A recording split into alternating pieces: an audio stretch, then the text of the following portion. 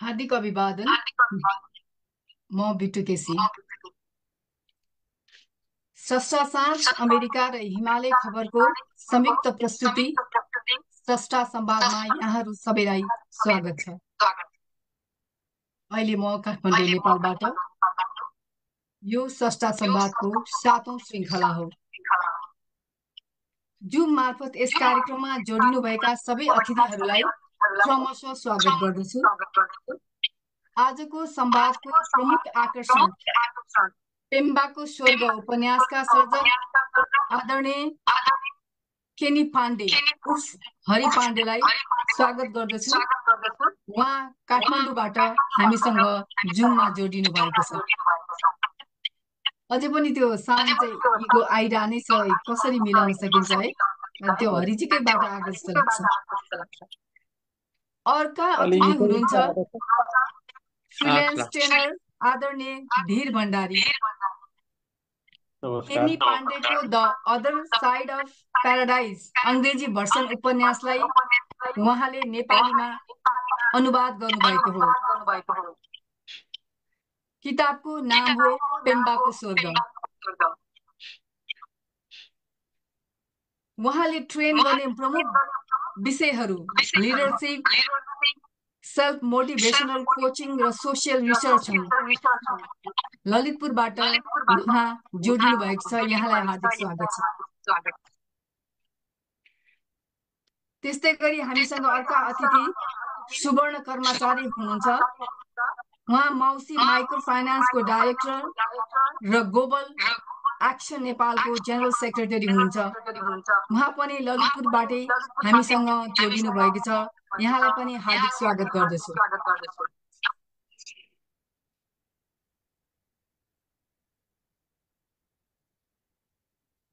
को हुन् त केनी पाण्डे? कार्यक्रमको सुरुवात केनीजीको छोटो परिचयबाट गर्दैछु। उहाँ 1945 डिसेम्बर 12 ताहाचल काठमाडौँमा जन्मिनु भएको हो। इन्टरनेसनल बिजनेसमा उहाँले पिएचडी गर्नुभएको छ र इन्टरनेसनल बिजनेस कन्सल्ट्यान्ट हुनुहुन्छ। केनी पाण्डे तत्कालीन शाही वायु सेवा निगम, फ्रान्सेली वायु सेवा र अमेरिकन एक्सप्रेससँग सम्बद्ध हुँदा नेपाललाई पर्यटन गन्तव्यका रूपमा प्रवर्धन गर्न ठूलो सहयोग गर्नुभयो। यसै क्रममा उहाँले युरोप भ्रमण गर्न अवसर प्राप्त गर्नुभएको थियो। उहाँले भ्रमणका क्रममा विशेष गरी फ्रान्स, रोमन र ग्रिक विश्व सम्पदाका विशिष्ट नमुनाहरूको गहिरो अध्ययन गर्नुभयो। लेखक सन् 1981 मा अमेरिका पुग्नुभयो।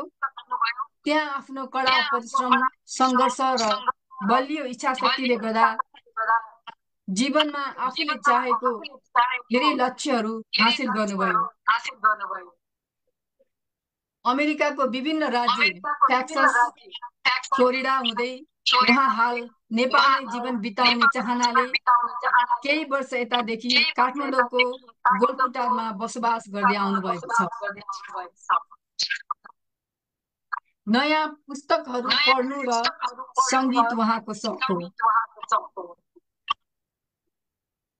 अब हामी केनीजीसँग केही जिज्ञासा र उत्तरहरूको क्रममा अगाडि बढ्दैछौँ।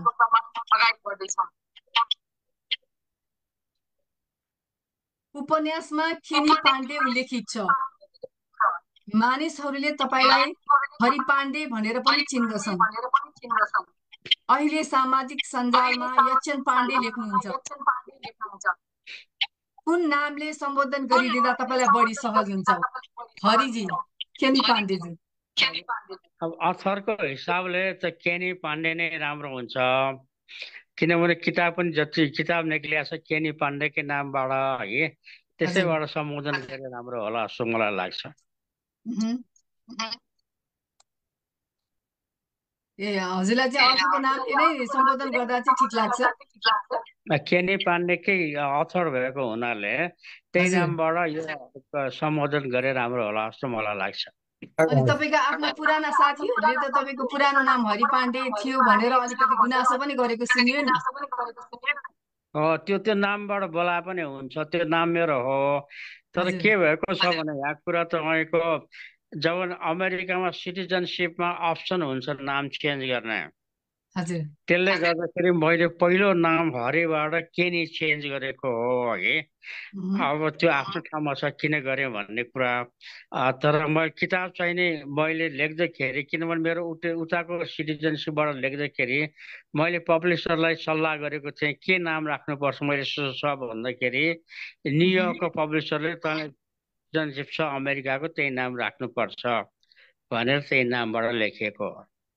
हजुर तपाईँ काठमाडौँमै जन्मिनु भएको हो र मलाई लाग्छ तपाईँको बालापन काठमाडौँमै बितेको थियो। आफ्नो बालापनको बारेमा अलिकति हामीलाई बताइदिनुहोस् न। म एउटा एकदम साधारण व्यक्ति हो अघि। हजुर मैले चाहिँ नि हाई स्कुल यहाँ जेपी स्कुलबाट पास गरेँ। म्याट्रिक जहिले एसएलसी पहिले भनिन्थ्यो, त्यसबाट एसएलसी जेपीबाट पास गरेँ। अनि त्यसपछि आएर मैले एउटा दरबार कलेज भन्ने छ टासलमै, जहाँ कि पछि रत्नलाजे क्याम्पसको नामबाट प्रख्यात भयो थियो, त्यो कलेजमा पढेँ। अनि त्यसपछि आएर मेरो चाहिँ नि जब पेसावर किसिमबाट एउटा प्रोफेसन भयो, मैले आरएनएससीमा जागिर खाएँ। र जुन आरएनएससीमा जागिर खाएर नै एउटा सम्बन्ध भएको हुनाले त्यहाँ एयर फ्रान्स आएको थियो आरएनएससीमा। उसले हाम्रो कोलाबोरेसनमा एयर फ्रान्स र नेपाल एयरलाइन्सको कोलाबोरेसनमा आरएनएससीलाई इन्टरनेसनल गन्तव्यमा पुर्याउने किसिमको एउटा उनीहरूको यो योजना थियो। तर त्यो पछि गएर हुन सकेन। तर हामीले के गर्यौँ भने त्यो एयर फ्रान्स र आरएनएससीको एउटा संयुक्त प्रयासमा, त्यसमा म एकजना थिएँ आरएनएससीको तर्फबाट र अर्को दुईजना एयर फ्रान्सको तर्फबाट हामी तीनजना मिलेर चाहिँ नि 3 चोटि 4 चोटि संसारको भ्रमण गऱ्यौँ। त्यो भ्रमण गर्नुको उद्देश्य के थियो भने त्यो 1967, 68, 70सम्म हामीले त्यसो गरे। त्यो भ्रमणको उद्देश्य के थियो भने दुईटा चिज हाम्रो गर्नु थियो। एउटा नेपालको संसारलाई चिनाउने आइडेन्टिटी त्यो गर्ने, र अर्को हाम्रो प्रोडक्ट के छ भने हाम्रो प्रोडक्ट ट्रेकिङ भर्खरै सुरु भएको थियो, त्यसमा कसैलाई केही थाहै थिएन। त्यो ट्रेकिङको बारेमा हामीले प्रमोसन गऱ्यौँ। र अर्को नेपाल एउटा गन्तव्य। पहिले के थियो भने इन्डियाको टुर अपरेटरहरूले टुरिस्टहरू जब आउँथ्यो इन्डियामा, तिनीहरूलाई के भनेर भन्थ्यो भने नेपालमा केही हेर्ने छैन, 2 दिन गएर घुमे पुग्छ भने त्यही किसिमको भ्रमणहरू फैलाइराखेको थियो है। त्यो भ्रमलाई ब्रेक गर्नलाई हामीले के गर्यौँ भने उता गएर नेपालमा तिमीहरू आएर 7 देखि 10 दिनसम्म घुम्न ठाउँहरू हामी दिन्छौँ तिमीहरूलाई, र तिमीहरूलाई कुनै किसिमको त्यो ऊ पनि हुँदैन, नराम्रोपना पनि हुँदैन।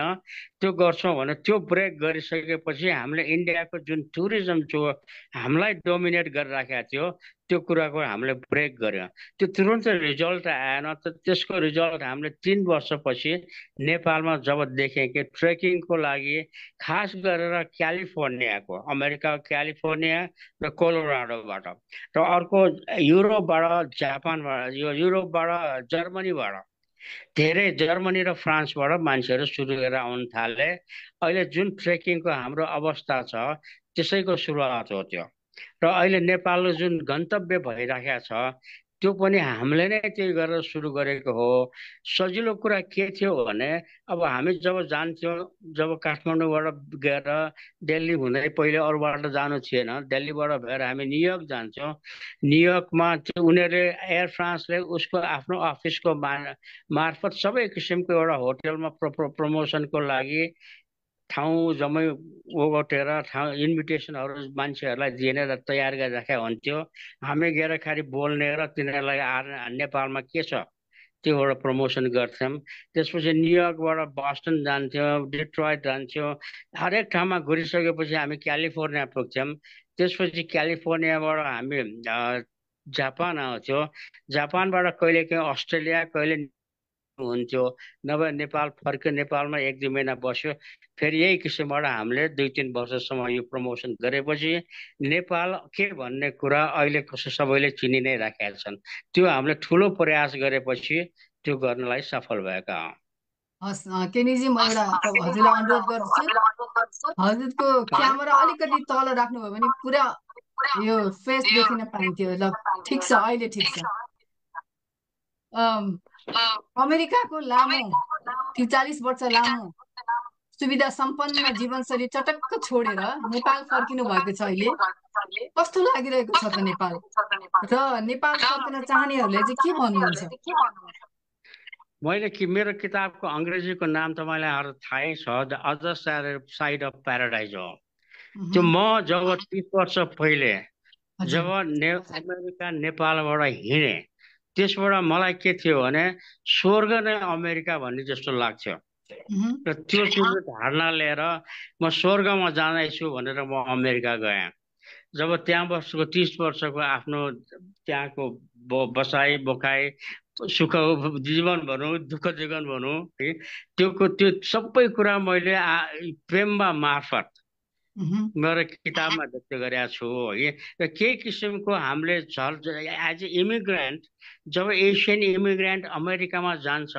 कस्तो किसिमको उसको प्रब्लमहरू हुन्छ त्यहाँ के स्ट्रगल फेस गर्छ खानादेखि लिएर तिनीहरूको चाहिने यो संस्कृत जुन छ नि कल्चर जुन छ कस्तो किसिमको उनीहरूको कल्चर हाम्रो कस्तो किसिमको कल्चर छ कसरी त्यसमा भिज्ने सबै कुरा मैले चाहिँ नि व्यक्त गरेको छु त्यो किताब यही अहिले त्यसको पेम्बाको स्वर्गमा पनि त्यही कुरा आइराखेको छ है र यो कुरा मेरो मात्र होइन कि जति पनि नेपालबाट अब हामी देख्छौँ अहिले धेरै मानिसहरू गइरहन्छ अहिले त हरेक घरबाट 2 जना 3 जना 4 जना नेपालबाट अमेरिका लगेको भन्ने छनै छैन सबैको घरमा अमेरिका छ अहिले हामीले कसैले भन्नै पर्दैन के छ अमेरिका भन्ने थाहा छ तर अमेरिकाबाट जब हामी तस्बिर देख्छौँ चिल्लो गाडीमा डुरेको ठुल्ठुलो इमारत भएको सबै चिज देखाउँछन् उनीहरू गुडेको समुद्रमा गएको पौडी खेलेको पार्कमा पिकनिक गरेको तर कहिले पनि कोही मान्छेले पनि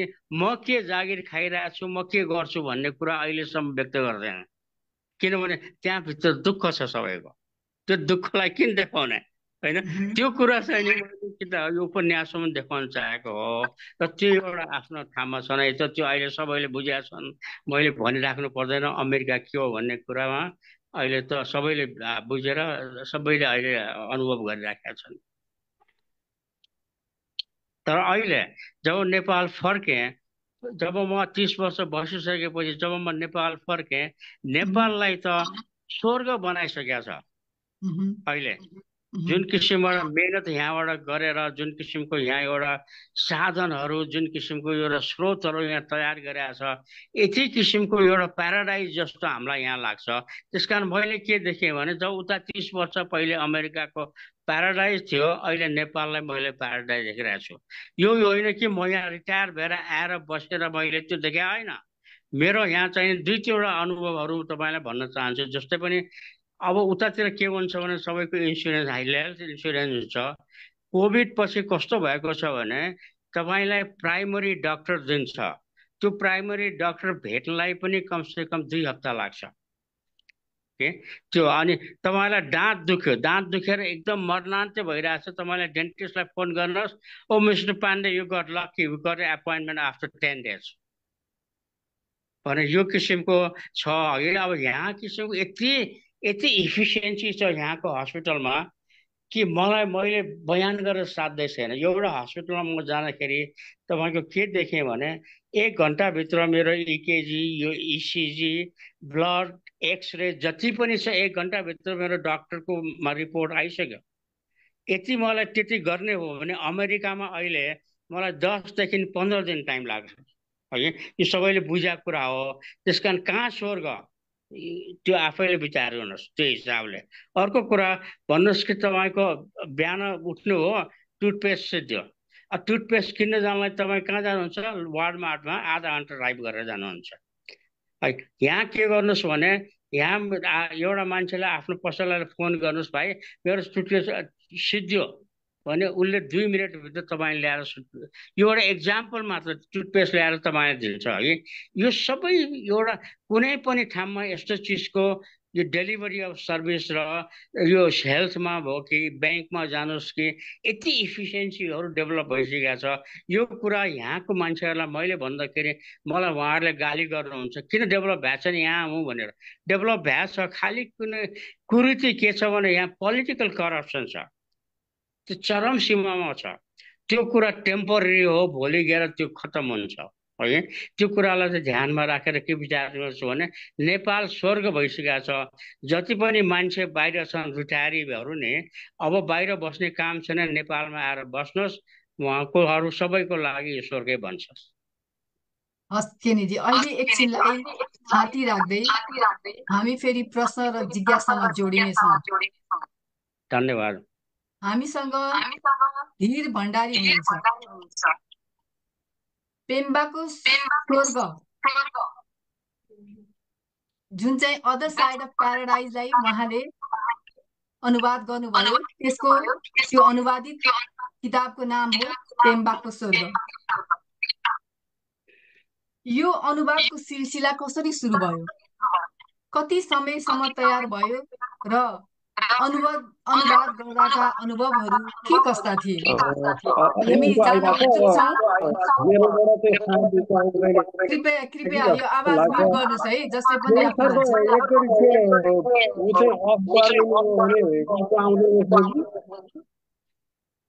यो कसै कतै फोनमा बोल्दाखेरि म्युट गरेर बोल्ने गरौँ, डिस्टर्ब आइरहेछ है। अफ गर्नु पर्यो, भक्त सरले नि अफ गर्नुस्, केनी सरले नि अफ गर्नु पर्यो, सबैको अफ गरेपछि हुन्छ।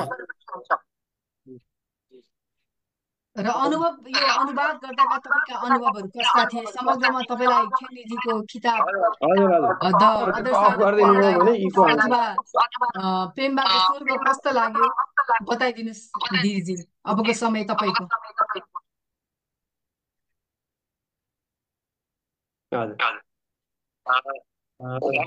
धन्यवाद बिटुजी।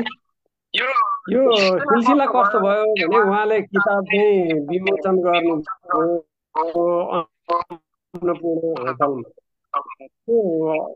बेला पनि पुगेको थिएँ। हाम्रो सुवर्णजीले एउटा किताब विमोचन हुँदैछ, लजाउँ भन्नुभयो र अर्को एकजना साथी उहाँले चिन्नु भएको रहेछ, उहाँले खबर गर्नुभएको थियो। हामी चाहिँ गएर त्यहाँ यो अमेरिकन एम्बेसीबाट पनि एकजना पूर्व पदाधिकारी आउनुभएको थियो र साझाको महाप्रबन्धक र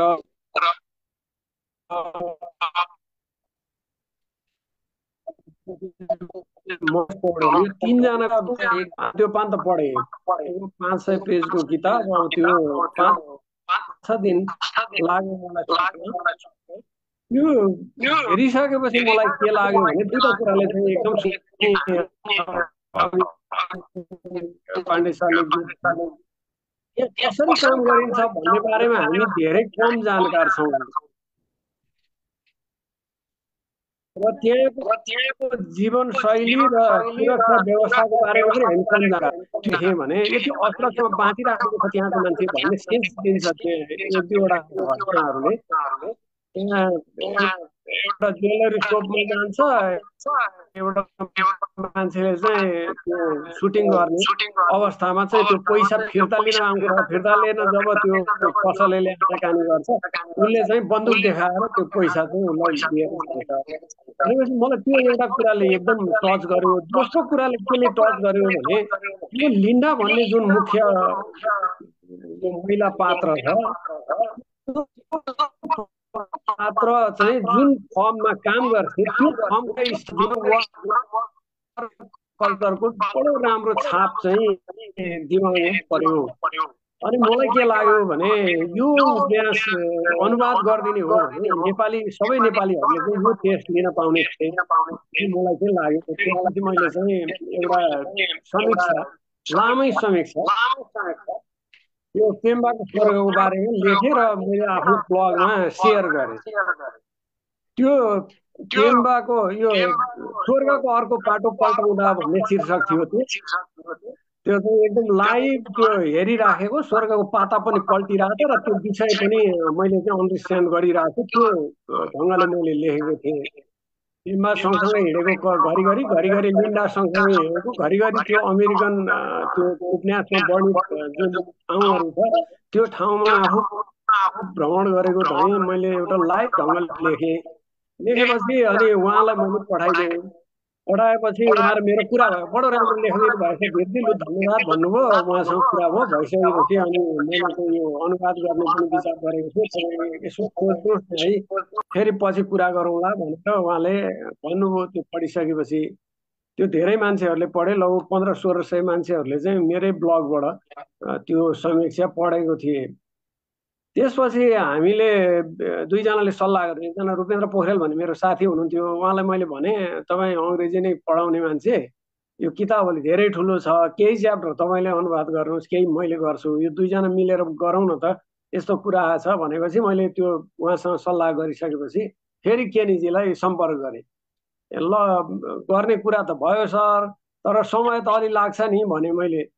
भनेपछि उहाँले कति जति समय लाग्ला भन्नुभयो। 3 महिना जति समय लाग्ला भने मैले, तर त्यो 3 महिनामा गर्न एकदम गाह्रो रहेछ, एकदम त्यो अलिकति अमेरिकन कल्चरमा एडप्ट भइरहेको मान्छे, तपाईँहरूले अलिक छिटो गरिदिनुहोस् भन्नुभयो। त्यतिखेर यो कोभिडको महामारी पनि आइसकेको थिएन, कोभिडभन्दा अगाडिकै कुरा। अनि हामीले चाहिँ लगभग 3.5 महिना जति लाग्यो होला, त्यो 15-20 दिन जस्तो बढी भयो जस्तो लाग्छ। अनि सिद्ध्याइसकेपछि अर्को साथीले 8-10 वटा च्याप्टर गर्नुभयो, मैले अरू च्याप्टरहरू गरेँ। त्यो गरेर हामीले संयुक्त रूपमा गऱ्यौँ। पछि चाहिँ एडिट गर्ने चाहिँ मैले गरेँ। फेरि उहाँले गरेको कतिपय वर्डहरू चाहिँ मिलेन, फ्लो मिलेन। नमिलिसकेपछि अब मलाई चाहिँ त्यो उपन्यास लेखनको पनि आफू त्यो लेखिराखेको वीरजी, मैले तपाईँलाई एकछिन रोकेँ है, तपाईँको भिडियो आइरहेको छैन, त्यही भएर हुनाले मलाई अलिक सजिलो पनि भयो। अनि सबै एडिट गरेर मैले 2 चोटि, हजुर यहाँ त एकैछिन आउँदैछ, आउँदै ल आयो आयो हजुर। अनि त्यो गरिसकेपछि चाहिँ उहाँले के भन्नुभयो भने अब यो बिस्तारै छाप्ने मान्छे खोजौँ, अब यो काम त भयो, तर अब यदि जनतामा लगिएन भने त यसले कुनै म पनि खोज्छु, तपाईँ पनि खोज्नुहोस् भन्नुभयो। अनि उहाँले चाहिँ त्यतिखेर साझा प्रकाशनको महाप्रबन्धकसँग कुरा गर्नुभएको रहेछ, त्यो विमोचनमा पनि आएको हुनाले मैले पाण्डुलिपि लगेर उहाँलाई दिएँ, तर उहाँ केसमा पर्नुभयो। त्यो चाहिँ हाम्रो दुर्भाग्य नै भयो भन्ने लाग्छ क्या, नत्र त्यतिखेरै निस्किन्थ्यो त्यो किताब। उहाँले पनि निकै चासो राख्नु भएको थियो। अनि उहाँले त्यो केसमा परिसकेपछि ल मैले गर्न सक्ने भइनँ, तर म आफ्नो प्रकाशनबाट निकाल्छु नि त भन्ने कुरा गर्नुभएछ। उहाँसँग पनि कुरा गर्नुभयो, मसँग पनि कुरा गर्नुभयो। त्यस पछाडि कोभिड आयो। कोभिड आइसकेपछि अब त्यो एकदम पछि सर्दै गयो। अब अलिकति सामान्य होला भन्यो, अलिकति सामान्य होला भन्यो, गर्दा गर्दै 3-4 वर्ष त्यतिकै भयो। भइसकेपछि अब उहाँ फर्केर आउनुभयो। आएपछि चाहिँ अब 1-2वटा प्रकाशकसँग कुरा गरौँ भनेर हामीले प्रकाशकहरूसँग कुरा गऱ्यौँ। उनीहरूले पनि अब यो कोभिड पछिको जुन अवस्था छ त्यसमा चाहिँ यस्तो मोटो किताब छाप्न अलि हिम्मत गरेनन्। नगरेपछि हामीले चाहिँ यो अन्तिममा भुँडीपुराण प्रकाशनसँग कुरा गऱ्यौँ र त्यहाँबाट छाप्यौँ। त्यस्तो रह्यो कहानी। र मेरो यसमा अनुभव चाहिँ यो अनुवाद गर्दाको कस्तो रह्यो भने अलिक गाह्रो चाहिँ केमा हुँदो रहेछ भन्दा त्यो अमेरिकन सन्दर्भमा उहाँले लेख्नु भएको छ। नेपाली पाठकले त त्यो अमेरिकन सन्दर्भमा हुबहु अनुवाद गरिदिने हो भने उसले चाहिँ त्यो उपन्यासको स्वाद पनि पाउँदैन। फेरि भनेपछि त्यसको त्यो शब्दहरूलाई चाहिँ नेपाली सन्दर्भ अन्तर्गत कसरी ल्याउने भन्ने चाहिँ एकदम ठुलो च्यालेन्ज भयो कि। जस्तो त्यहाँ एउटा एक ठाउँमा चाहिँ बडो राम्रो वर्णन छ, त्यो जिसस, मोहम्मद अनि त्यो हिन्दू, इस्लाम, बौद्ध र क्रिस्चियनको देवताहरू मिलेर बसिराखेको, तर उसका फलोअरहरू चाहिँ तल पृथ्वीमा झगडा गरिराखेको एउटा स्वप्नको सिन छ। अब त्यो सिनलाई जस्ताको तस्तै अनुवाद गर्ने हो भने अहिले चाहिँ यो धार्मिक विद्वेष जस्तो देखिन जान्छ, कता कता समन्वय जस्तो पनि देखिन्छ। अनि हामीले चाहिँ के सोच्यौँ भने यो सिनलाई हामीले वर्णन गर्दाखेरि चाहिँ यो भातृत्वको कुरालाई चाहिँ ध्यानमा राखेर गर्नुपर्छ भनेर हामीले त्यही ढङ्गको टर्मिनोलोजीहरू राखेर त्यसको दृश्यको वर्णन गऱ्यौँ। पछि चाहिँ पढ्दाखेरि मान्छेहरूले त्यो राम्रोसँग रुचाए पनि पछि यो नेपाली भर्सन हामीले विमोचन गर्दाखेरि त्यहाँ जुन प्रतिक्रियाहरू पाठकहरूले व्यक्त गर्नुभयो त्यो अनुवाद चाहिँ राम्रै गरिएछ भन्ने अहिले अनुभव भइरहेछ। जति साथीहरूले पढ्नु भएको छ त्यो मौलिक कृति पढेको अनुभव हुँदो रहेछ, अनुवाद जस्तो लागेन भन्ने प्रतिक्रिया उहाँहरूले दिइरहनु भएको छ। हाम्रो एकजना साथी त यही पनि हुनुहुन्छ सुवर्ण, उहाँले पुरै पढेर त्यसको टिपोटहरू पनि बनाउनु भएको छ। एउटा म चाहिँ समीक्षा लेख्छु यो अनुवाद कलाको बारेमा भनेर भन्दै हुनुहुन्छ, उहाँले कुरा राख्नु होला। त्यस्तो रह्यो बिटीजी मेरो चाहिँ अनुभव। हस्, धन्यवाद। होइन, राम्रो छ, मैले पनि पढ्दाखेरि मलाई पनि राम्रो लाग्यो। र यो अनुवाद जुन गएको छ, मैले केनीजीसँग नि कुरा गरेको थिएँ, यो चाहिँ जुन तपाईँले अनुवाद गर्नुभयो यो प्रशंसा योग्य नै छ। फेरि पनि धन्यवाद यहाँलाई। हामीसँग सुवर्ण कर्मचारीजी हुनुहुन्छ, अघिदेखि एकदम उत्सुक बस उहाँ पर्खिरहनु भएको छ आफ्नो पालो। यहाँले केनीजीलाई राम्ररी चिन्नु भएको छ र पुस्तक पनि पढ्नु भएको छ। समष्टिगत रूपमा केनीजीको व्यक्तित्व कस्तो लाग्छ तपाईँलाई र पेम्बाको स्वर्ग कस्तो लाग्यो, यसबारे पनि केही बताइदिनु हुन अनुरोध गर्दछु। हस्, धन्यवाद। मेरो खासमा केनी सरसँग चाहिँ यही एउटा उपन्यासले उहाँसँग मेरो परिचय हुने चाहिँ अवसर जुटायो। सम्भवतः उहाँले किताब नलेख्नु भएको भए मसँग त उहाँको परिचय नै हुन्थेन, त्यसपछि धीरजीले नि भेट्नु हुन्थेन, यसको अनुवादै हुन्थेन। र मेरो चाहिँ नि यो किताबको चाहिँ नि जुन अन्नपूर्ण होटेलमा भएको जुन उहाँको इङ्ग्लिस भर्सनको चाहिँ नि त्यसको विमोचन समारोह थियो, त्यसमा चाहिँ नि भाग लिन जाने बेलामा मैले झट्ट हिँड्ने बेलामा चाहिँ नि धीरजीलाई सम्झेँ। नजिकै हुनुहुन्छ साथी, उहाँ आफू एउटा लेखक पनि, ओहो यस्तो अवसरमा त मैले लेखकलाई लानुपर्छ भन्ने झट्ट मेरो मनमा लाग्यो। एउटा विमोचन कार्यक्रम छ, जाउँ हिँड्नुहोस् भनेर मैले उहाँलाई भने। हिँडियो। कहिलेकाहीँ चाहिँ नि बिना योजना गरिएको कामहरू चाहिँ बडो फलदायी हुँदो रहेछ भन्ने चाहिँ नि एउटा आजको हाम्रो यो कार्यक्रममा जुन हामी जुट्दैछौँ यो एउटा चाहिँ नि अनुपम चाहिँ नि हाम्रो सङ्गम भन्नुपर्छ। र त्यो मेरो चाहिँ एउटा अझै खास अनुभव चाहिँ के भन्दाखेरि, अब मैले अङ्ग्रेजीमा उपन्यास चाहिँ नि आफूले कोर्समा पढेको बाहेक एउटा पनि पढेको थिएन त्यो बेलासम्म। मैले जुन आफ्नो चाहिँ नि ब्याचलर्स कोर्समा अथवा चाहिँ नि सर्ट स्टोरीहरू चाहिँ एसएलसी पढ्दा पढेँ, त्यो बाहेक मैले अङ्ग्रेजी लिटरेचरमा स्वतन्त्र रूपमा मैले उपन्यास भन्ने पढेकै थिएन। तर जब मैले लेखकलाई नै नजिकैबाट चिनेपछि त्यो उपन्यास मैले विमोचन समारोहबाटै चाहिँ नि लिएर आएँ, धीरजीले पनि लिएर आउनुभयो। र पढ्नु बसेपछि यस्तो भयो कि मलाई यो अङ्ग्रेजीमा पढिरहेको छु भन्ने पटक्कै भान भएन। मैले यसलाई दोस्रो भाषाको रूपमा पटक्कै ठानिनँ। र अर्को कुरो चाहिँ मेरो त्यो बेला के पनि रह्यो भन्दा, जुन वर्णन उहाँले नेपालको चाहिँ नि काठमाडौँ र सोलुखुम्बु र यो लुम्बिनी बयान गर्नुभएको छ, यो उपन्यास पढ्नुभन्दा अगाडि म एउटा जागिरको सिलसिलामा सोलुखुम्बु पनि म 2-3 दिन बसेको थिएँ। त्यसो हुँदा मलाई चाहिँ नि त्यो उहाँले वर्णन गरिरहेको कुराहरू, त्यहाँको झारपात, ढुङ्गा, माटो, जुनबेसी ठाउँ, यी सबै कुराहरू नपुगेको ठाउँ पनि पुगेको जस्तो। म त पुग्न त त्यो बेलामा खालि त्यसको सदरमुकाम सल्लेरीसँग मात्रै पुगेको थिएँ र पछिल्लोचोटि म जुनबेसी पनि पुगेँ। यो पटक त जुनबेसी पुगेर फेरि जुनबेसीको वर्णन नेपालीमा पढ्दाखेरि त झनै मलाई त्यो उपन्यासको त आफै पात्र भए जस्तो त्यस्तो आभास भएर चाहिँ नि मजा लागिरहेछ। केनी सरसँगको मेरो परिचय भनेको चाहिँ नि खालि लेखकको र पाठकको रूपमा मात्रै हो, त्यस्तो लामो घनिष्ठता त छैन। तर उहाँको बारेमा चाहिँ नि जुन यो अस्तिको यो नेपाली किताबको चाहिँ नि हुँदाखेरि उहाँले चाहिँ नि जुन एउटा चाहिँ नि भन्नुभयो त्यसले चाहिँ मलाई असाध्यै झन् छयो। त्यो के भने, जब मैले यसमा अङ्ग्रेजी माध्यमकै चाहिँ नि त्यो इन्डियामा गएर चाहिँ नि दलाई लामालाई भेटेको दृश्यको सिन छ, त्यो बेला चाहिँ यस्तो लाग्यो कि मानु म पनि दलाई लामाको त्यो आश्रममा गएर उहाँहरूकै सँगसँगै चाहिँ नि त्यो लिन्डासँग पेम्बासँग म पनि छु। त्यस्तो किसिमको सजीव किसिमको चाहिँ नि वर्णन गर्नमा चाहिँ उहाँको यो सशक्त कलम मैले पाएँ। र अनि फेरि पछि अचम्म त के लाग्यो भन्दाखेरि, पक्कै पनि यो ठाउँको वर्णन गर्नको लागि लेखक त्यो ठाउँमा पुग्नुभयो, उहाँले धेरै ठाउँ भ्रमण गर्नुभएको छ भन्ने लागेको थियो। तर चाहिँ उहाँले चाहिँ त्यो विमोचन समारोहमा त्यो इन्डियाको चाहिँ दलाई लामाको चाहिँ ठाउँ चाहिँ म नगएर त्यहाँ गएको मान्छेलाई मैले अमेरिकामै भेटेर उसले गरेको वर्णनका आधारमा लेखेको भन्दाखेरि त म अझ अर्को आश्चर्यचकित भएँ कि एउटा चाहिँ नि सिद्धहस्त लेखकले अर्काको मुखबाट सुनेको कुरा पनि यति आफै गएको जस्तो गरी वर्णन गर्न सकिँदो रहेछ।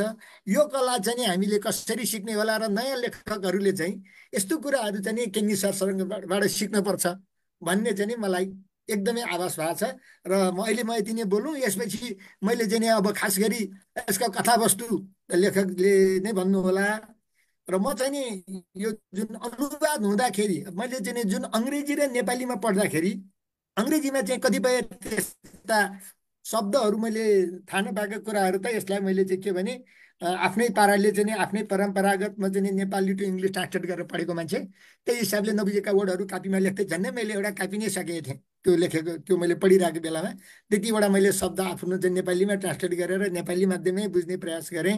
र मलाई यो अङ्ग्रेजी पढेको भन्ने कति लागेन। त्यसले मलाई एउटा कन्फिडेन्स पनि बढायो कि अङ्ग्रेजी भाषामा लेखेको भनेर हामी नेपाली पाठक आत्तिनु पर्दो रहेछ, किनभने हाम्रो अङ्ग्रेजी चाहिँ अन्तर्राष्ट्रिय चाहिँ नि यसो अध्ययनहरूमा जाँदाखेरि पनि त्यति नराम्रो एसियामा छैन। हामी दोस्रो तेस्रो राम्रो अङ्ग्रेजी भाषा पढ्ने मुलुककै विद्यार्थीको रूपमा त्यहाँ पनि हुँदो रहेछौँ। र त्यसो भएर यो उपन्यास चाहिँ अङ्ग्रेजी वा नेपाली जुनसुकै भाषामा हामी नेपालीले पढ्यौँ भने पनि यसले चाहिँ नि हामीलाई धेरै ज्ञान दिने, यो उपन्यास मात्रै होइन, यो एउटा चाहिँ नि अमेरिका जाने मौका नमिल्ने मान्छेको लागि यही उपन्यास पढेर पनि अमेरिका पुगेको आवास र त्यहाँको संस्कृति, जनजीवन, त्यहाँको रहनसहन, यी सबै कुराको चाहिँ नि बाहेक अझ युरोपमा हामी यसमा पेरिस जान सक्छौँ, हामी रोम जान सक्छौँ र त्यहाँका धर्म संस्कृति र हिन्दू धर्मको समेत उहाँले तुलनात्मक अध्ययन गरेर जुन भन्नुभयो त्यसले त मलाई अत्यन्तै एउटा पाठकको रूपमा चाहिँ नि मैले चाहिँ नि यो ज्ञान हासिल गर्ने चाहिँ नि अवसर मिलेको छ मलाई। अहिले म यति नै बोलेँ। हस्, धन्यवाद सुवर्ण कर्मचारीजी। अघि मैले मेन्सन गर्न बिर्सेछु, हामीसँग यहाँ भक्तराज रञ्जित पनि एडमिट भइसक्नु भएको छ। म उहाँलाई पनि स्वागत गर्दछु। र धीरजी, भक्तजी, मिल्छ भने यहाँहरूलाई म भिडियो अनै गरेर बसिदिनु हुन अनुरोध गर्दछु। हामीले यो एकदम यो मुस्किलले मिलाएको समय हो, त्यसकारण फेस टु फेस भएर एक्सप्रेसनहरू हेरेरै यसको मजा लिउँ भन्ने म चाहन्छु। र अर्को मेरो अनुरोध खेनी पाण्डेजीलाई, कृपया क्यामेरा फ्रेन्डली भएर बस्दिनु होला। हजुरको टाउको मात्रै देखेको छ हो, यो यो यो यसमा चाहिँ अहिले राम्रो देखियो हजुरको, यो यो यसमा चाहिँ बस्दिनु होला, यस्तै यस्तै देखाएर होइन, यसरी फेस देखाएर यति हुँदा ठिक छ सर, केही सरकै मिलेको छ। हस्, हामी फेरि जिज्ञासा र उत्तरहरूको क्रममै लाग्दैछौँ। केनीजी, तपाईँको पुस्तक पेम्बाको स्वर्गमा एउटा नेपाली युवक पेम्बा र अमेरिकी युवती लिन्डाको प्रेम बिछोड, अमेरिकामा पेम्बाको कठिन सङ्घर्ष, नेपाली पर्यटन व्यवसायको सजीव चित्रण, बौद्ध संस्कृति, युरोपियन संस्कृति र आर्टको बेजोड प्रस्तुति छ। त्यस्तै गरी हिन्दू र ग्रिसको पुराना धार्मिक मान्यताहरूको समानता दर्शाइएको छ। पश्चिमाहरूको फितलो वैवाहिक सम्बन्ध, 21औं शताब्दीमा पनि पुरातन मान्यता अनुसार चल्ने आमिष समुदायको उल्लेखले उपन्यास निकै रोचक छ। पाठकलाई बौद्धिकता, कथा, ज्ञान र लेखन शिल्पीले अन्तसम्म बाँधेर राख्ने क्षमता पुस्तकमा छ। तर पनि एउटा साधारण पाठकको हैसियतले मलाई लागेको एउटा जिज्ञासा के हो भने, त्यो पेम्बाले चाहिँ किन अमेरिकाको फ्लोरिडालाई नै आफ्नो स्वर्ग मानेछ, नेपाललाई नमानिकन? यो जिज्ञासालाई शान्त पारिदिनु हुन अनुरोध गर्दछु। एकछिन है, म तपाईँको यहाँ म्युट छ, अनम्युट गरिदिन्छु। एकछिन एकछिन केनीजी, एकछिन एकछिन, हजुरको यहाँ अनम्युट गर्नुहोस् है, अनम्युट, हजुरको म्युट छ केनीजी, हजुरको सुन्नेको छैन, कृपया अनम्युट गरिदिनु प्लिज।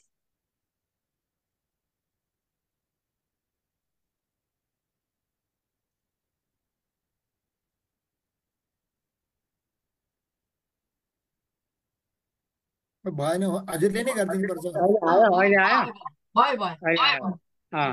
यो धेरै राम्रो क्वेसन तपाईँले गर्नुभयो। यसो हेर्दाखेरि फ्लोरिडा भन्ने ठाउँ अमेरिकाको लागि मात्रै होइन, युरोपको लागि मात्र होइन, एउटा संसारको लागि नै एउटा प्याराडाइज जस्तो छ। त्यहाँको सेटिङ, त्यहाँको हावापानी र त्यहाँको सबै कुरा बन्दोबस्त हेर्दाखेरि हामीलाई एकदमै प्याराडाइज जस्तै किसिमको सेटिङ लागेको हुनाले म धेरै टेक्ससमा बसेँ र टेक्ससको हावापानी मलाई नसुहाएको हुनाले मैले फ्लोरिडालाई चुज गरेको हो। र के छ भने फ्लोरिडाको एउटा राम्रो पक्ष के छ भने त्यहाँ वर्षभरि तपाईँले स्वेटर लाउनु पर्दैन, त्यस्तो किसिमको हावापानी छ त्यहाँ। र जो पनि अमेरिका मात्र होइन, युरोपदेखि लिएर सबै मान्छेहरू फ्लोरिडामा चाहिँ मुभ गर्न चाहन्छन्, तर आफ्नो परिस्थितिले होस् कसले होस् सबैजना त्यहाँ जाने सामर्थ्य छैन। त्यही कारणले मैले फ्लोरिडा चुज गरेको। जुन पेम्बालाई मैले पनि अनि फ्लोरिडाको चाहिँ नि लगेको, किन पेम्बा त मेरै एउटा पर्सनिफिकेसन हो है, पेम्बा भनेकै मै हो। त्यसकारण मैले पनि अनि पेम्बालाई चाहिँ नि जब फ्लोरिडा लगेपछि उसले गर्ने के त्यहाँ फ्लोरिडामा त गर्ने अब इन्डस्ट्री भन्दा पनि सबभन्दा राम्रो के हुन्छ भने तपाईँको वाइनको यो ग्रेप्सहरू राम्रो बल्छ त्यहाँ। संसारभरिकै ग्रेप्समा सबभन्दा राम्रो फल्ने ठाउँ पनि फ्लोरिडा छ। र त्यहाँको जुन वाइनहरू हुन्छ नि त्यो वाइनहरू धेरै राम्रो हुन्छ। उसलाई मैले किनभने रिटायर भइसकेपछि पनि मान्छेको जिन्दगी व्यर्थ नजाओस्, केही न केही गर्नुपर्छ भन्ने किसिमको एउटा उपदेशमूलकको कुरा हो त्यो है। उसले त्यहाँ गएर अनि एउटा फ्लोरिडाकोमा गएर चाहिँ नि वाइनरी गर्ने चाहिँ नि उसले आफ्नो धन्दा सुरु गर्छ। र त्यो के छ भने वाइनको बारेमा म चाहिँ नि धेरै फ्रान्समा धेरै घुमेको छु है। र एउटा ठाउँ छ फ्रान्समा स्ट्रासबर्ग भन्ने एउटा ठाउँ छ, सायद तपाईँहरूले नाम सुन्नुभयो होला। सबभन्दा बेस्ट वाइन संसारको कहाँ बन्छ भने स्ट्रासबर्ग भन्ने ठाउँमा बन्छ फ्रान्सको। त्यहाँ चाहिँ नि मेरो के छ भने म पहिले जाँदाखेरि टुरमा जाँदाखेरि मेरो आफ्नो बस हुनुहुन्थ्यो यो एयर फ्रान्सबाट, रबर्ट रिफिल भन्ने। उहाँले आफ्नो घरमा, उहाँको घर पनि स्ट्रासबर्गमै थियो, त्यहाँ लगेर मलाई चाहिने सबभन्दा बेस्ट वाइन के खाने अब उहाँको सेलारमा गएर मलाई वाइन पनि खान दिनुभएको छ है। त्यो के भने एउटा मैले के देखाउन चाहेको भने रिटायर लाइफमा भए पनि म के सोच्छु भने रिटायर त मेरो त्यही दिन हुन्छ जुन दिन म चितामा जान्छु, त्योभन्दा अगाडि त मेरो ब्रेन त डेड भएको छैन। त्यस्तै म के चाहन्छु संसारमा मानिसहरूको रिटायर भए पनि बडी इनक्यापेबल भए पनि ब्रेनलाई हामीले फर्टाइल गरेर राख्नुपर्छ।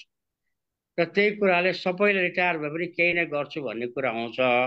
र अर्को किताबको चाहिने एकदमै राम्रो पक्ष के लागेको छ भने मैले यो तपाईँहरू पछि आउनु होला यसमा अमिस कम्युनिटीको बारेमा अमेरिकामा पनि अमेरिकनहरूलाई पनि थाहा छैन। हार्डली 5% अमेरिकनहरूलाई थाहा छ अमिस कम्युनिटी भन्ने के हो। त्यो कुरा पछि बिटुजीबाट क्वेसन आउला मलाई। र मलाई के हो भने त्यो अब त्यहाँ मलाई थाहा पाउनलाई त्यहाँ आफै जानु पर्यो, मलाई आफै बस्नु पर्यो। तर उनीहरूको कस्तो रेस्ट्रिक्सन छ भने बाहिरको मान्छेसँग फोटो पनि नखिचाउने है। तर मलाई अब उनीहरूको घरमा गएर बस्नु पर्यो। मैले कमसे कम 1.5 महिना 2 महिना 3 महिना त्यहाँ तिनीहरूलाई हरेक किसिमबाट जुक्ति गर्दाखेरि कसैले पनि मलाई चाहिँ नि सहयोग गरेन। तर पछि मैले त्यहाँ गएर पेन्सिल्भानियाको त्यो ह्यारिसबर्ग उतापट्टि गएर एकजना मान्छेलाई चाकरी गर्दा र उसले 1 हप्ताको लागि पर्मिसन लिएर मलाई चाहिँ नि 1 हप्ता चाहिँ नि एमएस कम्युनिटीमा राख्यो। यो कुरा एकदमै कन्फिडेन्सियल राख्नु, कसैलाई नभन्नु भनेर भनेको छ। मेरो चाहिँ नि तपाईँको एग्रिमेन्टहरू भ्या छ उनीहरूसँग है, डिटेलमा म त्यो जान चाहन्न। त्यसकारण मैले बुझे अनुसार तपाईँ त्यसपछि जब निस्किएपछि पनि कि अथवा त्यो जुन तपाईँले किताबमा वर्णन गर्नुभएको छ नि, तपाईँ जति समय बस्नुभयो 1 हप्ता 1 हप्ता मात्रै हो। ओके, 1 हप्ता त्यहाँ गएर मैले वर्णन गरेको त्यो सबै कुरा हो। त्यसमा है त्यो पछि कुरा गरौँला। यो एउटा सशक्त एउटा कुरा छ। अर्को अहिले हाम्रो कर्मचारीजीले भन्नुभयो कि म मान्छे नगइकन पनि मलाई चाहिँ त्यो चाहिँ हाम्रो महामहिम दलाई लामाको धर्मशालामा कसरी गएर त्यो वर्णन गर्यो भन्ने कुरा। त्यो मैले के गरेँ भने एउटा साथी थियो मेरो लाइब्रेरीमा काम गर्ने फ्लोरिडाको, उसले मलाई 1 हप्ताको लागि अडियो भिडियो सबै दिएर मलाई चाहिने उसले चाहिने नलेज दियो कि मैले अनि त्यसपछि म लेख्न सकेँ है। त्यो कुरा त्यो हो। अर्को कुरा धर्मको कुरा म अलिकति म छुन चाहन्छु यहाँ, के भने त्यो मेरो किताबमा पनि लेखेको छु मैले। धर्मको कुरामा म चाहिने कुनै डाइटीहरूलाई मान्दिनँ। जस्तो तपाईँहरू भन्छ शिव, राम, कृष्ण, यी डाइटिजहरू म कसैलाई पनि मान्दिनँ। तर मेरो के विश्वास छ भने faith in God gives meaning and purpose in life, त्यति मलाई थाहा छ। र म घरबाट जब बाहिर निस्किन्छु के भनेर म मन्त्र उच्चारण गरेर निस्किन्छु भने अझ पनि यदि मैले आज कसैलाई फाइदा गर्न सकिनँ भने कसैको हानि आज नगरौँ, र मेरो धर्म त्यही हो र त्यही पालन गरेर आइरहेको छु म यति वर्षदेखि नै है। र अर्को कुरा मैले धर्मको बारेमा धेरै नै चाहिने अन्वेषण र धेरै रिसर्चहरू गर्न खोजेँ। थाइल्यान्डमा चिङमाईमा म चाहिने एक हप्ता गएर त्यहाँको मोनास्ट्रीमा गएर भिक्षु भएर बसेँ। कपाल काटेर कपाल खौरेर तपाईँ खाली खुट्टाले भिक्षा माग्न जाने, त्यो गरेर 1 हप्ताको त्यो हेरेँ। अनि तपाईँको 5-6 हप्ता म चाहिने यो मुसलमानहरूको मस्जिदमा गएँ। के गर्छ त उनीहरूले भने। त्यसपछि श्रीनगरमा गएँ ज्युजहरूको। क्रिस्चियनिटीमा त म पहिलेदेखि नै एकदमै जाने आउने गरिरहेका थिएँ। अलिकति धर्म मैले अन्वेषण गर्दाखेरि मैले के चिज पाएँ भने जुन सनातन धर्म हामीले भन्छौँ नि, हिन्दू भन्छौँ, यो त हजारौँ साल अगाडिदेखि आइराखेको छ। तर क्रिस्चियनिटी आएको अहिले जम्मा 2000 वर्ष भयो है। ग्रिक आएको त्यस्तै 2-3 हजार वर्ष भयो।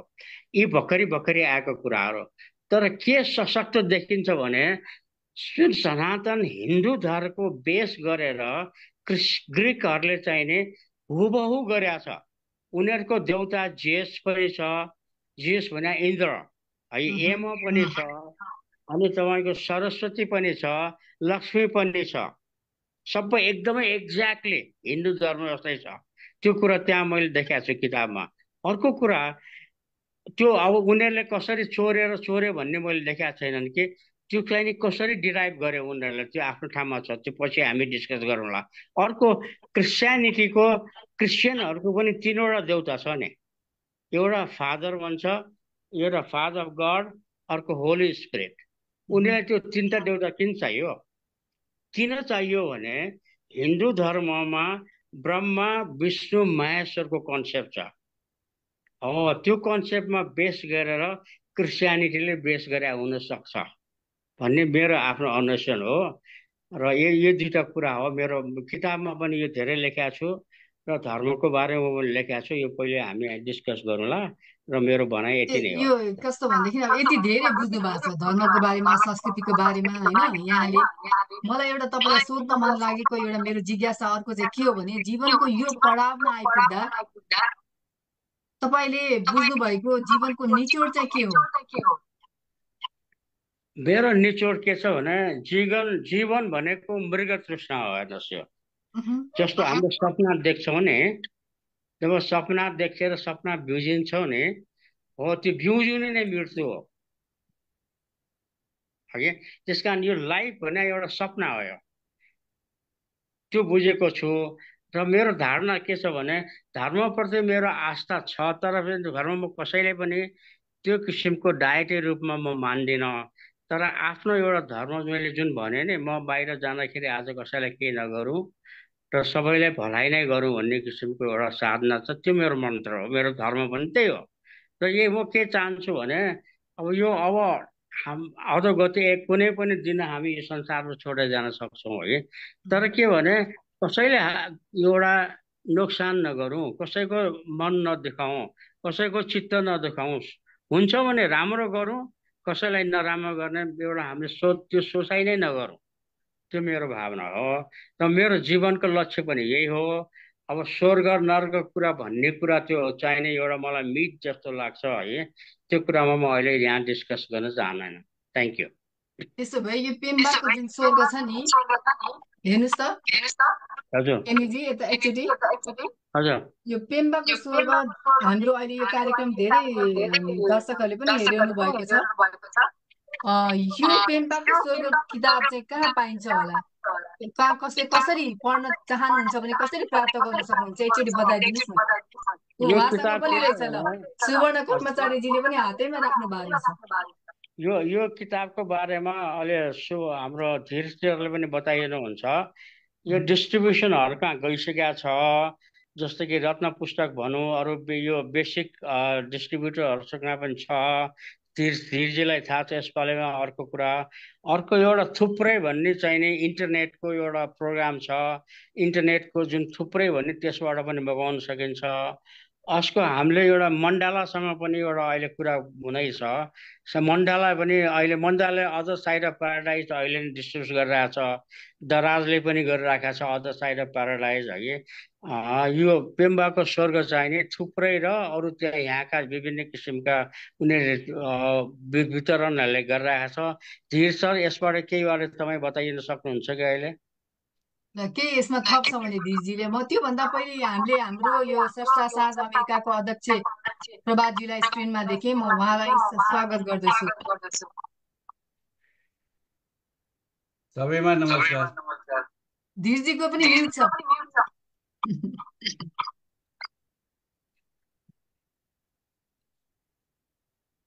मेरो म्युट छ र छैन? हैन, धीर भण्डारीजीको।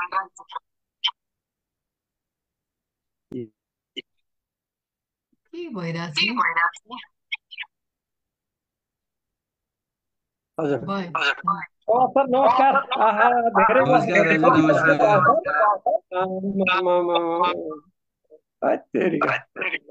जमानामा एउटा सँगसँगै प्रोजेक्ट गरेको थियौँ मैले। आज भेटघाटको बडा खुसी लाग्छ। त्यही त यार यतिको प्रोजेक्टमा भेटिरहेको थियौँ। किताबको बारेमा कहाँ पाइन्छ भन्ने बारेमा धीरजीलाई पनि अलिकति थाहा छ भन्नुभयो। त्यसलाई अलिकति तपाईँले थप गरिदिनुहुन्छ कि धीरजी? हजुर, यो भुँडी पुराण अब प्रकाशन एकैछिन है बिटुजी, हजुर तपाईँको दुईटा मोबाइल र ओपेन हो। पाण्डे सरको म्युट गरिदिनु पर्यो। पाण्डे सरको होइन, यो खास मेरो होइन। साउन्ड चाहिँ कहाँनिर भनेदेखि मैले पत्ता लाग्यो कि यो हरि पाण्डेजीकोबाट हो। मैले उहाँलाई म्युट गरेँ भने फेरि अनम्युट हुन एकदम गाह्रो। होइन, उहाँले दुईटा गर्नु भएको छ कि मोबाइल र कम्प्युटर गर्नु भएको। कस्तो साउन्ड इको आइरहेछ हरिजी? मोबाइल चाहिँ तपाईँ अफ गरिदिनु न। साउन्ड अफ गरे हुन्छ। दुईटामा खुल्यो भने यस्तो हुन्छ। त्यही हो, अब ल, गुड। अघिदेखि समस्या आइरहेको थियो। मैले उहाँलाई म्युट गरेँ, अनि म्युट गरेर पछि फेरि उहाँलाई अनम्युट गर्न कति गाह्रो भयो। अब अहिले ठिक छ। ठिक छ। अब अहिले साउन्ड पनि ठिक आयो। अलिकति म यो पुस्तक कसरी पाउन सकिन्छ भन्ने बारेमा थोरै कुरा राखौँ है। यो भुँडी पुराण प्रकाशनले चाहिँ अहिले यो वितरणमा लगिसक्यो भनेपछि बजारको पुस्तक पसलहरूमा जहाँ जहाँ भुँडी पुराण प्रकाशनको पुस्तकहरू यहाँहरूले पाउनुहुन्छ त्यहाँ पाइन्छ। अब रत्न पुस्तक भण्डारसँग चाहिँ उहाँहरूको सहकारी रहेछ। रत्न पुस्तक भण्डार मार्फत पनि यो पुस्तक गएको छ बजारमा। अनि हामीले थुप्रै भन्ने अनलाइन एउटा साइट छ, त्यो चाहिँ इबुक पनि हामीले राख्ने कि भनेर सोचेको, तर त्यति धेरै इबुकको डिमान्ड छैन। अब यो कभर हामीले यहाँ विज्ञापनमा राखिसकेपछि चाहिँ हामी पुस्तक सप्लाई गरिदिन्छौँ सर, अर्डर आयो भने भनेर उहाँहरूले भन्नुभयो। अनि त्यो थुप्रै भन्ने साइटबाट यहाँहरूले अर्डर गरेर लिन सक्नुहुन्छ। त्यो जो इच्छुक हुनुहुन्छ साथीहरू, उहाँहरूले चाहिँ त्यसको लागि हामीले जस्तो अमेरिकाबाट गर्नु पर्यो भने के हुन्छ? अनलाइनमा छ कि उसमा राखेको छैन? इबुक चाहिँ त्यही थुप्रैमा राख्ने हो कि भन्ने अहिले सोचिरहेको छौँ हामीले। उहाँले चाहिँ त्यो सबै तपाईँहरूको पिडिएफ पठाइदिनुहोस्, वर्डको पनि भर्सन पठाइदिनुहोस्, त्यसपछि हामी चाहिँ यो इबुकको रूपमा हामी चाहिँ यहाँ राखिदिन्छौँ।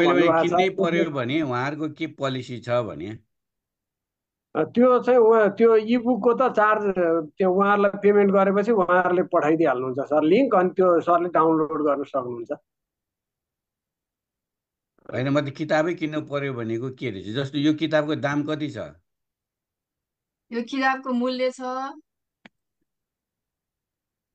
590 रुपियाँ होला। 595 छ है मेरोमा। 595, 600 भन्नुहोस् न। अनि अब अब होइन मैले अर्डर गरेँ भने अमेरिकामा मैले अब कति पैसा दिनुपर्ने हुन्छ त्यो जान्न खोजेँ कि अमेरिकामा अब यहाँ डलरमा चाहिँ कति छ भनेदेखि डलरमा राखेर हिँड्छ यहाँ डलरको पनि राखिदिनु पर्थ्यो प्राइस तर यहाँ डलरमा चाहिँ रहन्छ होइन डलरमा नराखे पनि तर अब कति डलर तिरेपछि यहाँ आउँछ भन्ने कुरा थाहा भयो भने नि एडभर्टाइज गर्न सजिलो हुन्छ नि किनभने उहाँहरूले त पठाउनु पऱ्यो नि त काठमाडौँबाट पठाउँदाखेरि एकदमै महँगो छ एउटा किताब पठाउनलाई 6000 लाग्छ 6000 हो कि कहाँ 6000ले पनि पुग्दैन कति कति भन्दै थिए काठमाडौँबाट बाहिर पठाउने बेलामा किताबको दाम विभिन्न किताब पुस्तक यहाँ नेपालको विभिन्न किताब पुस्तक भण्डारहरूमा पाइन्छ त्यसपछि तपाईँले ई के भन्नुभयो इबुकमा पाइन्छ भन्नुभयो होइन इबुकमा पाइन्छ एउटा म डिस्टर्ब गरेँ है हजुर त्यो किताबको पछाडि पनि सबै कन्ट्रीको मूल्य राखिदिएको छ युएस डलरको 15 UK pound 10 Canadian dollar 20 Australian dollar हो रहेछ हो एक्ज्याक्टली युएस डलर 15 रहेछ युके 10 युरो 15 हो रहेछ लास्टमा रहेछ नेपाली रुपियाँ 595 आइएनआर 400 युएस डलर 15 ल यो यहाँ जानकारी भयो अब हामी यसलाई कार्यक्रममा फेरि अगाडि बढाउँ केनीजी यो पेम्बाको स्वर्ग निकै चाखलाग्दो पुस्तक हो होइन एउटा पाठकको हैसियतले मलाई पनि धेरै मन पर्यो हुन त सबै कुरा सबै आफैमा सबै चिज सम्पूर्ण हुँदैन यसको त्यो इन्डिङ पोइन्ट चाहिँ मैले केनीजीसँग कुरा गर्दाखेरि त्यो यो उल्था गरेको हिसाबले धेरै मैले पेजहरू धेरै अध्यायहरू चाहिँ काट्नु पर्यो भन्ने कुरा पनि उहाँले गर्नुभयो तर पनि अन्तिममा चाहिँ जुन पेम्बाले आफ्नो स्वर्ग फ्लोरिडा देख्छ त्यसपछि त्यसलाई त्यो इन्डिङको क्रममा चाहिँ यो हतारिएर गरिएको हो कि जस्तो पनि मलाई भान भयो पढ्दा पढ्दै असाध्यै मजा आइरहेको थियो अझै तन्के हुन्थ्यो अझै यो चाहिँ गरे हुन्थ्यो अझ मलाई के लागेर पेम्बाले स्वर्ग त्यो फ्लोरिडा नभए नेपाल बनाइदिए हुन्थ्यो भन्ने पनि लागिरह्यो तर यसलाई अझै परिमार्जित गर्न सकिन्छ यसलाई अझै अर्को भागमा पनि होइन लेख्न सकिन्छ त्यसको लागि उहाँले के सोच्नु भएको छ कि छैन अथवा कुनै नयाँ कृतिको लागि उहाँ तयारी हुनुहुन्छ कि हुनुहुन्न केनीजीलाई मेरो यो जिज्ञासा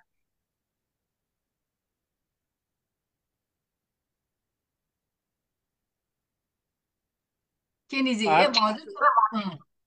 सेकेन्ड पार्ट त म यसको विचार गरेको छैन है तर मैले एउटा के प्लान गरिरहेको छु भने एउटा मेरो थेम अर्को आयो भने धेरै चाहिने संसारभरि नै के छ भने यो निर्दोषहरूलाई मर्डरको जुन चार्ज दिएर थुनिराखेका छ तिनीहरूलाई फाँसी दिन्छ है ती सबैको थेमको बारेमा मैले एउटा सोचेको छु है अब मैले अहिले के देखेँ भने मान्छेहरूलाई पढ्ने भन्दा पनि बढ्ता भिडियोतिर अडियो भिडियोतिर चाहिँ धेरै ध्यान भएको हुनाले इन्ट्रेस्ट भएको हुनाले सायद म चाहिँ नि त्यो गरेँ भने क्रिएसन गरेँ भने त्यसको चाहिँ नि एउटा स्क्रिप्ट तयार गरेर सानोतिनो मुभी नै बनाउने भन्ने म मेरो विचारमा गइरहेको छु र त्यसकै आधारमा मैले थिङ्क गरेर अब चाहिँ नि त्यही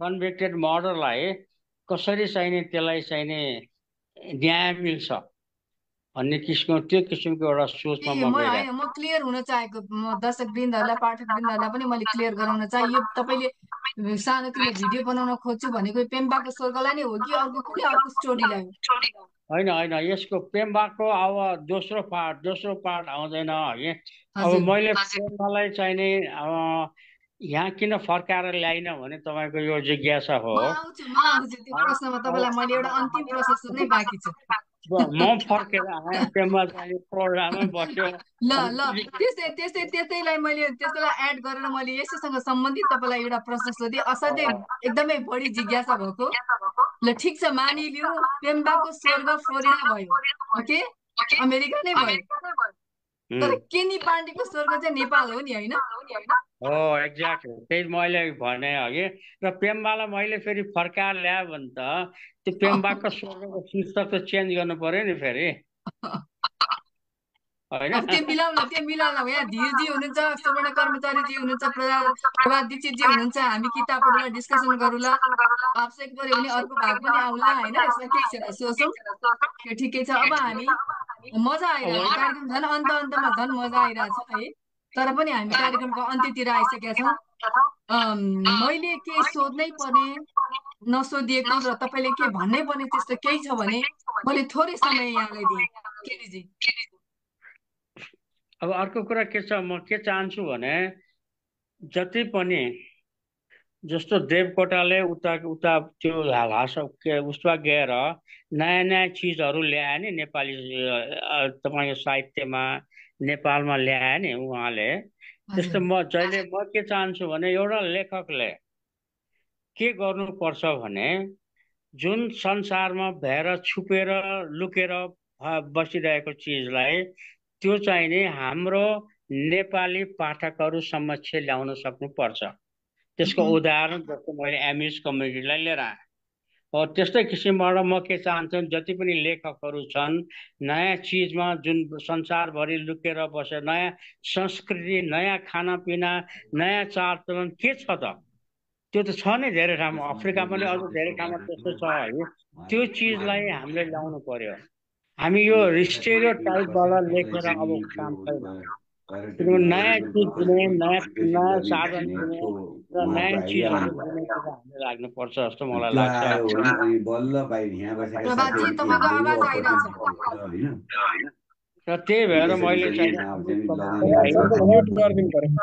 नेपालमा ल्याइरहेको र त्यो कुरा सबैले गर्नुपर्छ भन्ने मलाई लाग्छ। हस्, यहाँको समयको लागि हार्दिक आभार केनीजी। प्रभातजी अन्तिममा जोडिन आउनुभयो, के यहाँको भन्नु थियो कि म एकछिन है त अनम्युट गर्नु होला। प्रभातजी तपाईँको अन्तिममा जोइन हुनुभयो, केही छ यहाँको भनाइ? हुन त किताब पढ्न बाँकी नै छ, पनि केही भनाइहरू छ तपाईँलाई भने मैले 1 मिनट 2 मिनटको समय लिन सक्नुहुन्छ। होइन, मैले त सबैलाई नमन गर्न चाहेँ। त्यो बाहेक अब पाण्डेजीसँग काठमाडौँमा भेट्ने पनि योजना बनेको थियो, मैले भ्याइनँ। हाम्रो भेट्ने कुरा हुँदाखेरि पनि होइन, उहाँसँग चाहिँ यसमा किताबको बारेमा कुरा चलिरहेको थियो। म आउन पाइनँ, म अलि अगाडि नै जोइन हुन पाइनँ, म अर्को मिटिङमा थिएँ वास्तवमा। तर खुसी लाग्यो यो कमसेकम